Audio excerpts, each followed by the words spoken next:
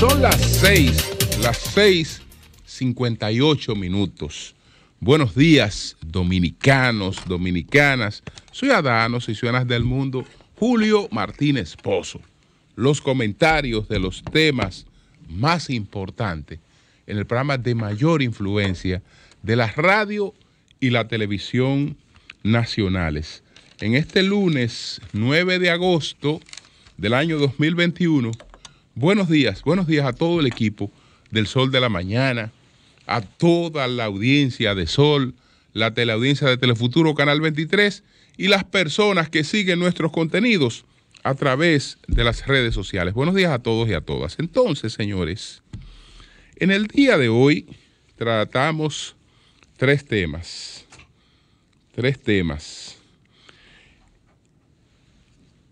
Vamos a explicar y vamos a demostrar que la verdadera razón de los apagones que se produjeron este fin de semana en el Cibao y que provocaron protestas es financiera. Que lo que las autoridades han dado como explicación es una verdad a media. Y una verdad a media no es otra cosa que una declaración engañosa con algunos elementos de verdad. Eso lo vamos a demostrar. Pero antes, vamos a hablar a propósito de esta situación que se ha dado en Nicaragua, que se excluyó al último partido, esta caricatura, esta cosa vergonzosa en lo que ha devenido una revolución que fue tan esperanzadora como la revolución sandinista. Nos preguntamos lo siguiente: ¿por qué Cuba, Venezuela y Nicaragua han logrado postergar dictaduras desafectas a los Estados Unidos en sus propias narices? Y bueno, tenemos el elemento de la peste porcina africana, igual a agudización de la pobreza en la República Dominicana. Entonces, vamos a empezar por la parte esta que tiene que ver con Cuba, Venezuela y Nicaragua. Porque Estados Unidos se ha limitado a imponer sanciones, pero ni soñar con una intervención militar, con una intervención directa de Estados Unidos. Y eso lo saben esos regímenes, y por lo tanto ellos enfrentan las sanciones y siguen iguales. Entonces es importante que algunos mitos históricos sean descorridos. Empecemos por el caso de Cuba. ¿Qué es lo que pasa? ¿Cuál es la posición real de Estados Unidos frente a Cuba? ¿Y por qué Cuba está de esa manera, anacrónica, etcétera? Cuba, tenemos que recordar la verdad histórica, no se independiza por sí misma de España.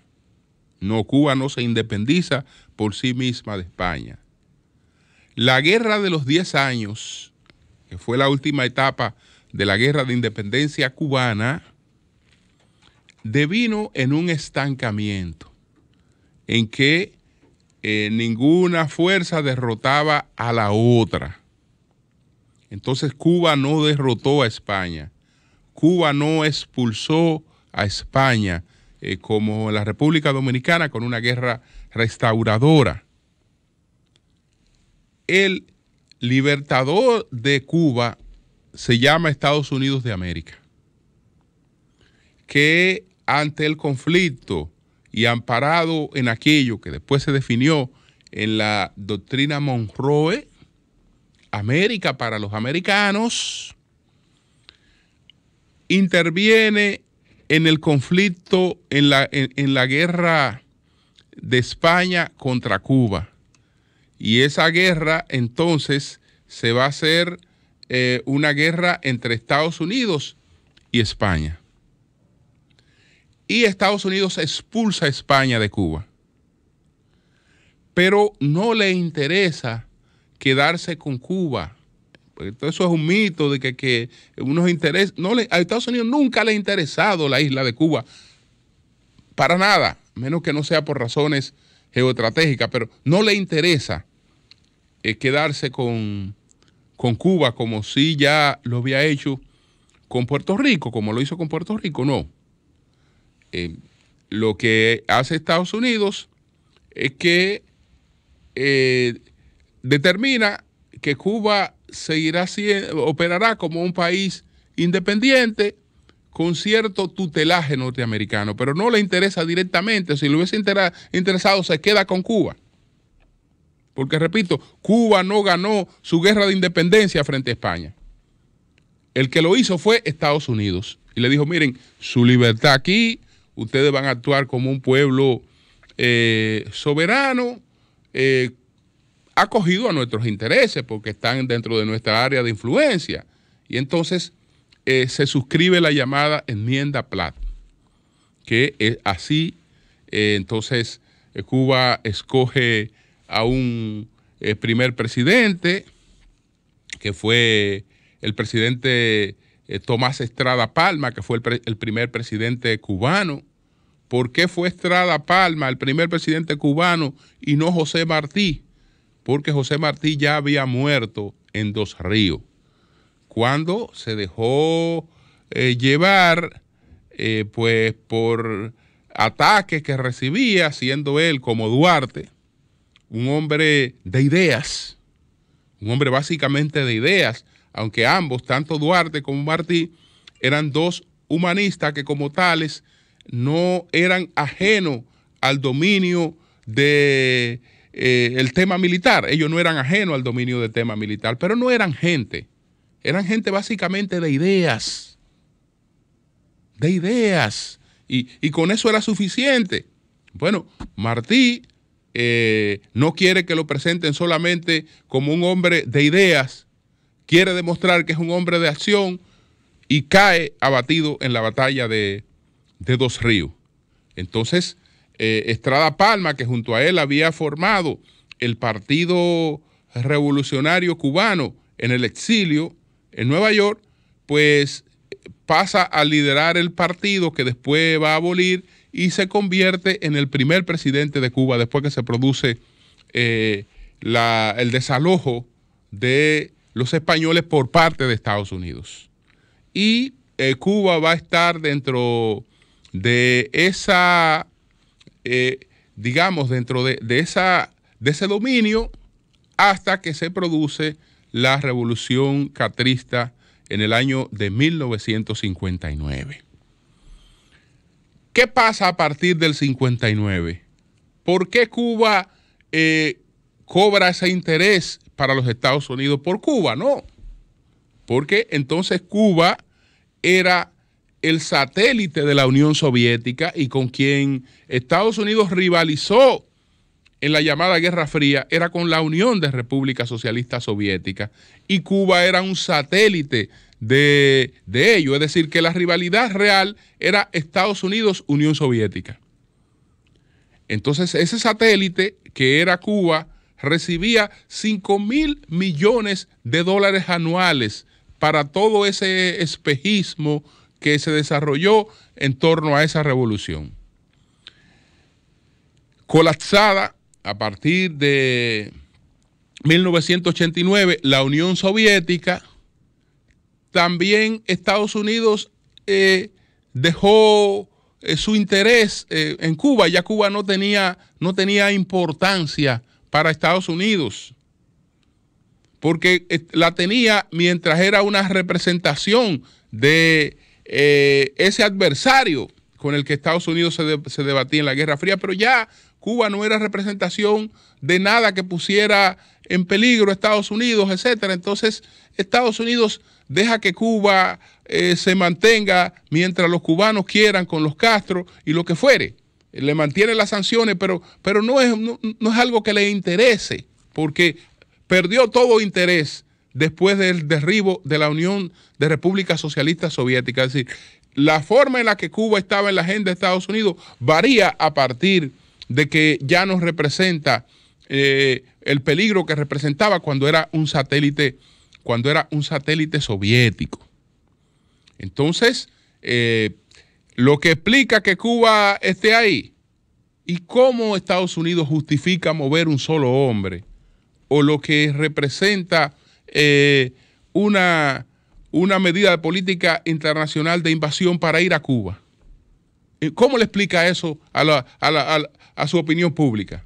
Es decir, ¿qué están buscando los Estados Unidos en Cuba? ¿Qué hay que ir a buscar ahí? Entonces, los cubanos que estén ahí hasta que ellos quieran.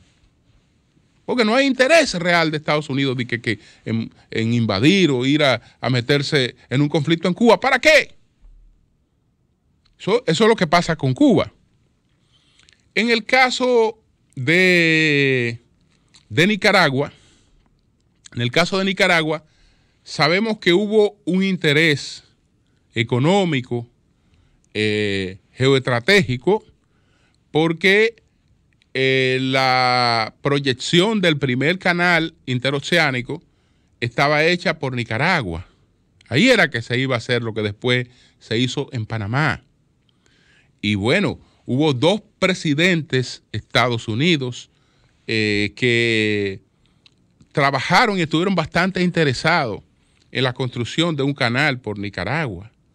El presidente Cleveland, Grover Cleveland, y el presidente William McKinley estuvieron muy interesados en construir un canal por Nicaragua. Pero después, entonces, le compraron a los franceses el proyecto que habían empezado y había fracasado en Panamá, y desarrollaron un proyecto que le era mucho más rentable por Panamá, por el canal desarrollaron el canal de Panamá, que sabemos que fue incluso lo que dio origen a ese país, porque era parte de Colombia, y a propósito del tema del canal es que se produce el surgimiento de Panamá como país. Pero hoy Estados Unidos no tiene ningún interés especial en Nicaragua. Ni siquiera le hace cosquilla el hecho de que el proyecto del canal fue revivido en el año 2013 por la Asamblea Nacional Sandinista, pues aprobó la construcción del canal de Nicaragua. Pero aprobarlo y nada es lo mismo, porque ellos no tienen los recursos para hacerlo. Entonces, hicieron una simulación que la ganó una empresa china para la construcción del supuesto canal de Nicaragua. Pero China tiene escaso interés como tal en la construcción de ese canal, y Estados Unidos lo sabe. Ese canal, en términos iniciales, representa una inversión de 40,000 millones de dólares. Eso es para iniciar. Pero el impacto ambiental que tendría la construcción de ese canal es terrible. Y los beneficios para China no son atractivos. Si algo le interesa a China en estos momentos, que es realmente atractivo, es el desarrollo de su nueva ruta de la seda, la nueva ruta de la seda, que no es otra cosa que la unidad comercial de la cantidad de territorio más grande que pueda haber continua, que es las de Euroasia. Es decir, ese es el canal de China, la nueva ruta de la seda, que ahí, en términos geoestratégicos, con lo que eso plantea de ese vínculo comercial entre Asia y Europa, ahí en términos económicos realmente hay un proyecto que es rentable, pero eso de que no le interesa eso. Y Estados Unidos lo sabe, que esos son amagos de los sandinistas, pero que eso tiene importancia para Nicaragua, pero para China no tiene ninguna importancia. Que China tendría más facilidades para recibir el petróleo de Venezuela a través de ese canal.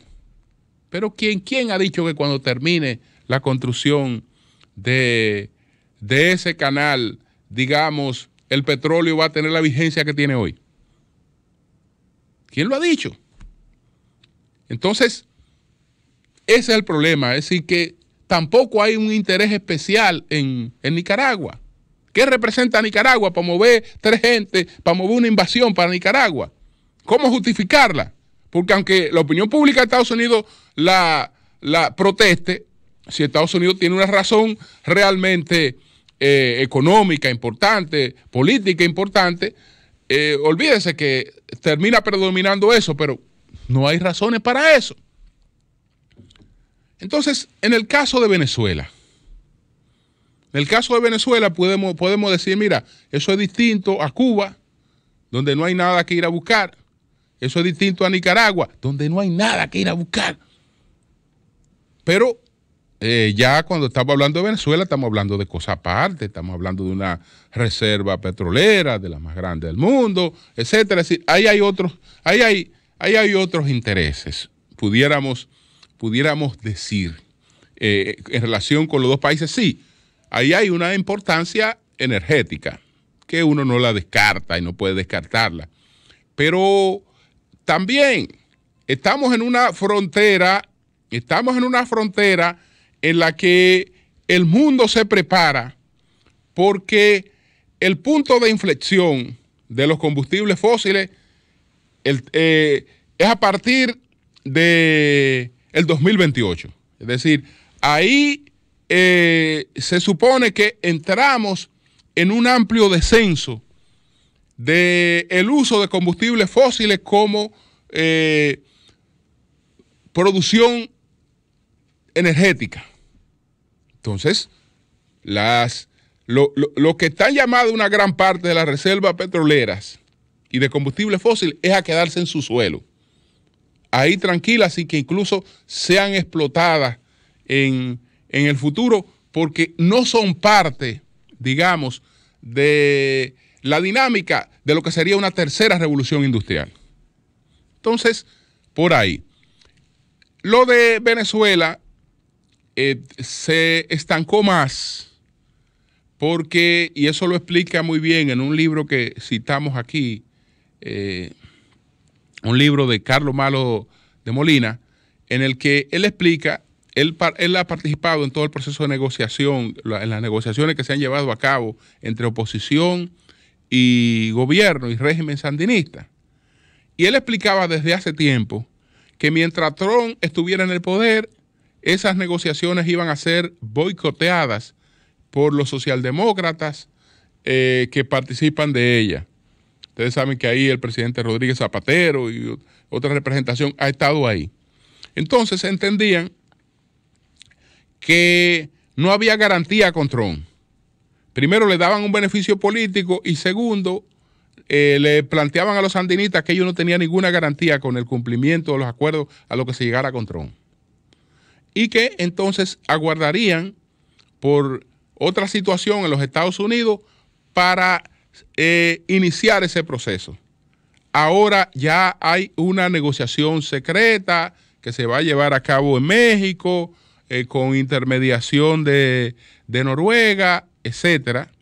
Y ahí se espera que tengamos, digamos, el resultado distinto a lo que ocurrió en la primera negociación. Se llevó en Miraflores en el 2014, fracasó. La segunda negociación se llevó a cabo en un proceso en la República Dominicana entre el 2017 y el 2018, fracasó. La tercera se llevó la última se llevó a cabo entre Noruega y Barbados, y esa fue en el 2019, fracasó. Me refiero a los intentos de negociación que todos han fracasado.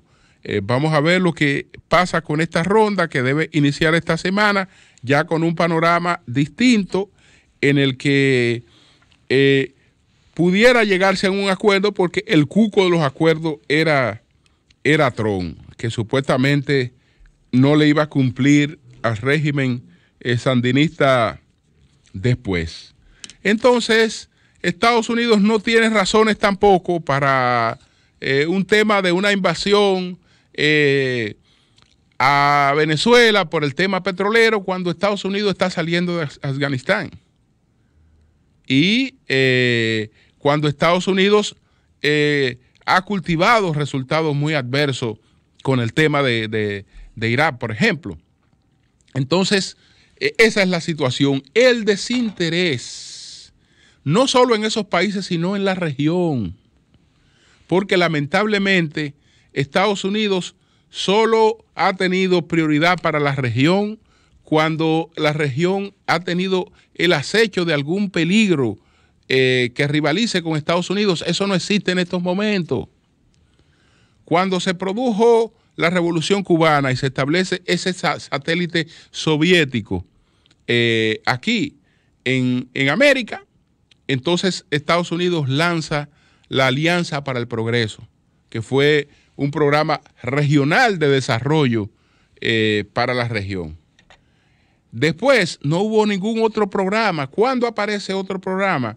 Aparece en el 79, cuando triunfa la Revolución Sandinista. Entonces aparece el Plan Reagan para la Cuenca del Caribe. A partir de ahí no hay peligro, no hay nada. Ellos saben cuál es la dinámica de China. ¿Saben cuál es la dinámica de China? Es decir, China no anda buscando dominar a ningún país. No, China anda haciendo comercio y expandiendo su comercio. Pero no le importa quién domine o quién no domine. Es decir, ellos lo que quieren es apertura para ellos. Y en ese sentido, terminarán en otro entendimiento con Estados Unidos, como se han entendido siempre, a pesar de esas rivalidades comerciales que ahora tienen en vigencia. Entonces, esa es la razón por la que tenemos esas cuestiones ahí, en esos países, en regímenes donde no hay libertades, donde la pobreza se ha agudizado, donde hay una grave crisis humanitaria, etcétera, y la gente la pasa realmente muy mal. Esa es la razón. Ahora vamos a ocuparnos de los apagones, de lo que ocurrió este fin de semana, por ejemplo, donde hay una tanda de apagones que provocan protestas en el Cibao. Después de la protesta es que salen a dar una explicación.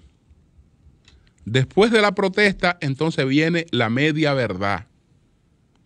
¿Cuál es la media verdad? Señores, hubo apagones porque se estaba haciendo la conexión de la subestación Bonao 3. Esa subestación fortalece la potencia entre el norte y el sur del país. Eso es verdad. Eso es verdad. Pero esa es la excusa rápidamente encontrada en un hecho real para la justificación de algo que ellos habían decidido sin tomar en cuenta el momento político en el que se encontraban. Como las EDES no resisten las pérdidas y ahora estamos en la parte más intensa del verano con mayor demanda de energía, la única manera que han encontrado de enfrentar eso es produciendo apagones financieros de manera discrecional, supuestamente discrecional, pero esta vez no fue tan discrecional. Entonces, esa es la situación y vamos a demostrarlo porque es esa la situación. En primer lugar, ¿cuál es la tradición cuando se va a producir unos trabajos, se van a producir unos trabajos que van a dejar a la gente sin agua o van a dejar a la gente sin energía eléctrica durante un largo tiempo? ¿Qué es lo que se hace? El aviso se hace después que la gente está quemando goma. El aviso se da después de la protesta. No. El que va a hacer unos trabajos de esa naturaleza, si sabe que eso tiene impacto, que dejan sin energía a varias provincias, y no a varias provincias, sino a todo el Cibao. Porque ¿qué tiene que ver eso con los apagones en Puerto Plata, por ejemplo? ¿Qué tiene que ver eso con los apagones en Santo Domingo Norte? Entonces, vieron que primero ellos no esperaban que ese hecho tuviera esas consecuencias porque ni siquiera lo explicaron. ¿Cómo se entera el país de que se estaba haciendo esa reparación después de los apagones? Es decir, porque esa fue la explicación que encontraron rápidamente. Fíjense que esa explicación no estaba tan bien articulada que el señor Andrés Cueto, administrador de Edenorte, no da esa explicación cuando le preguntan por los apagones. Cuando él se ve atosigado por los apagones, lo que sale diciendo es que si no le entregan generación, él no puede entregar generación. Eso fue lo que le explicó. Es decir, eso es algo muy distinto a lo que después explicó ET y el Consejo Unificado de la Sede, que supuestamente eso se debía a la subestación de Bonao. Entonces, ya vieron ustedes que eso no fue anunciado y se acostumbra a anunciar. Pero ¿qué pasa? Fíjense en las horas de los apagones y de la protesta nocturna. Pero a ellos se les olvidó que esos trabajos no se hacen de noche. Esos trabajos se empiezan temprano en el día y tienen que concluir temprano de la noche. ¿Por qué? Porque los que manejan estos sistemas saben que si se producen apagones de día, hay molestia, pero esas molestias no generan protesta. Las que generan protesta son los apagones nocturnos. Entonces, fíjense que también ahí se escapó ese detalle. Primero, no hubo aviso. Segundo, pero ven acá, y los apagones que estamos viendo ahí fueron apagones nocturnos y además no son apagones de un día, son apagones de fin de semana. Entonces, ¿cuál es la realidad? La realidad no es otra que financiera. Anoten este dato. Anoten este dato que va a estar en la base de todo lo que vamos a ver, en el futuro inmediato. Anoten ese dato que vamos a ver en todas estas situaciones. ¿Cuál es el dato, señores? ¿Cuál es el dato? En el desempeño de las sedes, en su informe, que el último informe que tenemos es el del mes de mayo. No tenemos todavía ni junio ni julio y estamos en agosto. Pero el que tenemos a mayo, ya mostraba cuál era la realidad de las sedes. Ustedes saben en cuánto estaban las pérdidas de las sedes a mayo, al finalizar mayo. ¿Cuánto estaban las pérdidas de las sedes? Un 40%. La pérdida de energía, un 40%. Lo que quiere decir que un 40% de la energía que estamos comprando la estamos botando. O estamos consumiendo combustibles fósiles y dañando la biosfera sin ningún provecho. Bueno, la objetividad en honor a la objetividad, le voy a bajar un poquito al 40%. No era un 40%, es un 39.6%. Las pérdidas a mayo, 39.6%. Las pérdidas a mayo de las EDE. A mayo, 39.6%. ¿Cómo están distribuidas esas pérdidas? De esas pérdidas, de ese 39.6% de las pérdidas que tienen las sedes a mayo, de energía que se compra y no tiene ningún uso, que nada más se bota el dinero y el combustible que se quema, nada más se bota. ¿Cómo están distribuidas esas pérdidas? 33.7% se pierde en las líneas. ¿Por qué? Porque las líneas, los trabajos de reducción de pérdida, los proyectos de reducción de pérdida no se están llevando a cabo. Entonces se pierde a mayo, desde de enero a mayo, se pierde 33.7 en las líneas y se pierde 5.9 de energía que se ha facturado y no se ha cobrado. Eso es lo que totaliza una pérdida por 39.6. ¿Usted sabe lo que representan esas pérdidas? Esas pérdidas son las mayores que han tenido las sedes desde el 2012. Es decir, desde el 2012 al 2021 no se habían registrado pérdidas de esa magnitud en las sedes. Es decir, que desde el 2012 no habían, son las pérdidas más grandes que hayan registrado las sedes. Al tener ese cúmulo de pérdidas, ahora, cuando se ven con toda esta demanda del verano, para tratar de amortiguar un poco las pérdidas, entonces vienen con los apagones financieros, pero esos apagones financieros estaban llamados a ser supuestamente discrecionales. Lo único que se le olvidó es que estamos en el cumplimiento del primer año de gobierno de Luis Abinader. Entonces, meterle esta maldita tanda de apagones unos días antes de ese acontecimiento es matizar ese acontecimiento. Entonces, la razón por la que los apagones van a cesar no es porque se interconectó la subestación de Bonao y eso se resolvió. No, no habrán apagones en estos días por el 16 que está ahí. Pero del 17 para adelante preparémonos, que no tienen de otra.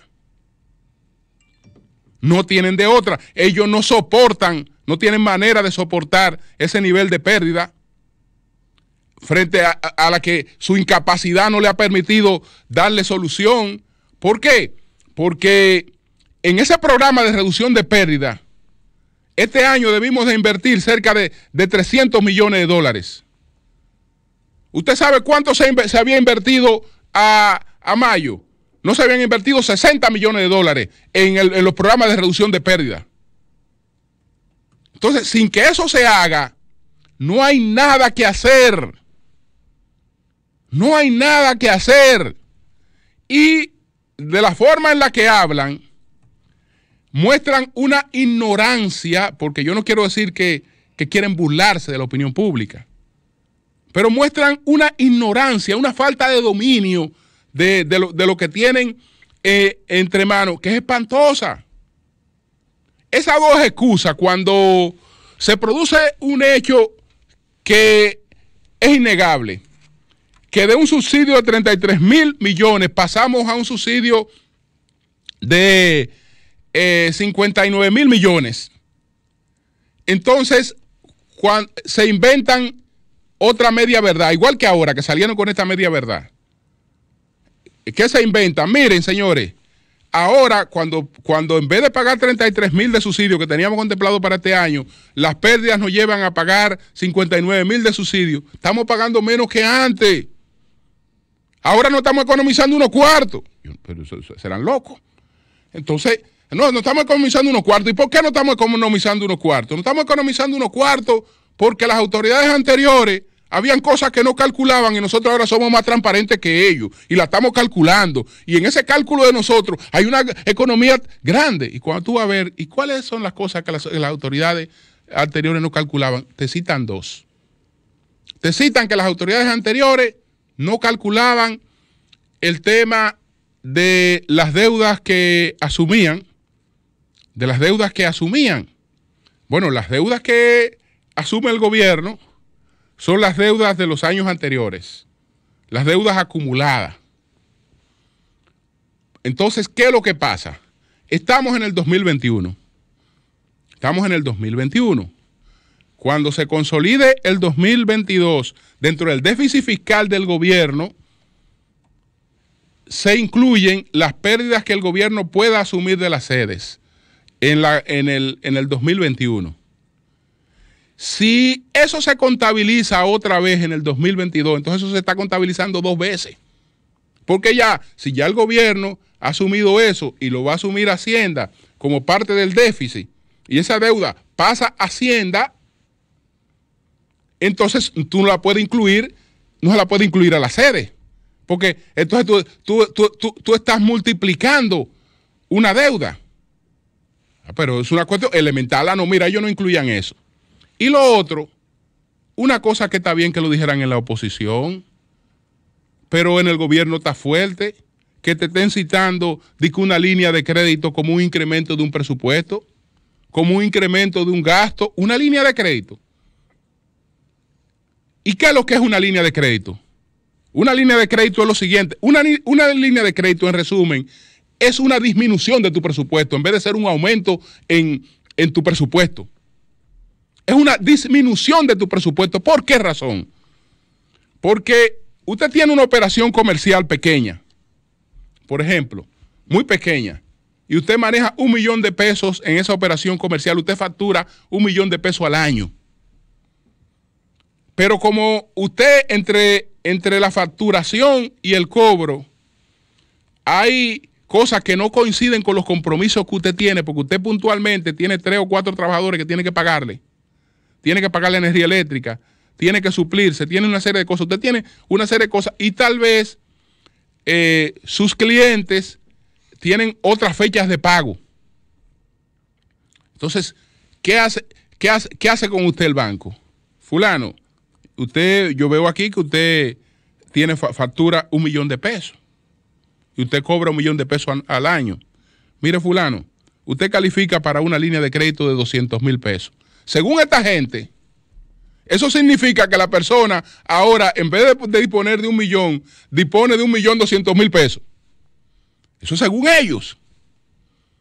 Pero de lo que la persona dispone, en verdad, es de $1 millón mordido. Es decir, es de menos. ¿Por qué? Porque el banco le va a dar esa línea de crédito de $200,000. No es que la ahora dispone de $1.200.000. No. El banco le va a dar esos $200,000 de línea de crédito, pero cuando él cobre ese $1 millón que él factura en el año, él tiene que devolverle para atrás al banco los $200,000 que le prestó, más los intereses. Y ahí está la mordida. La mordida que usted tiene es la de los intereses que le va a cobrar el banco por la línea de crédito que le facilitó. Entonces, ¿ustedes creen que se puede presentar una línea de crédito como que una empresa aumenta su presupuesto porque tiene por línea de crédito? Pero son capaces de hacerte un documento y plantearte ese disparate. Entonces, la razón de estos apagones es financiera.